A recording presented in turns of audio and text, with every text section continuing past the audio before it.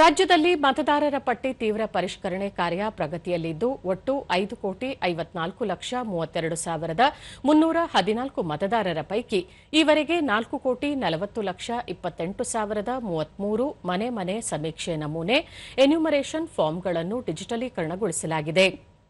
ಈ ಮೂಲಕ ಒಟ್ಟು ಶೇಕಡಾ 79.43ರಷ್ಟು ಪ್ರಗತಿಯಾಗಿದೆ ಎಂದು ಕರ್ನಾಟಕ ಮುಖ್ಯ ಚುನಾವಣಾಧಿಕಾರಿ ಕಚೇರಿ ಪ್ರಕಟಣೆ ತಿಳಿಸಿದೆ. ಜೂನ್ 30ರಿಂದ ಆಗಸ್ಟ್ 8ರವರೆಗೆ ಮನೆ ಮನೆ ಸಮೀಕ್ಷೆ ಹಾಗೂ ಡಿಜಿಟಲೀಕರಣ ಕಾರ್ಯ ನಡೆಯುತ್ತಿದ್ದು, ಡಿಜಿಟಲೀಕರಣದ ವೇಳೆ 1,9,14,778 ಮತದಾರರನ್ನು ಗುರುತಿಸಲು ಸಾಧ್ಯವಾಗದ ಪರಿಶೀಲನೆಯ ಅಗತ್ಯವಿದೆ ಎಂದು ಸೂಚಿಸುವ ಎಎಸ್ಡಿಡಿಒ ವಿಭಾಗದಲ್ಲಿ ಗುರುತಿಸಲಾಗಿದೆ. ಇದು ಒಟ್ಟು ಮತದಾರರ ಶೇಕಡಾ 19.69ರಷ್ಟಿದೆ.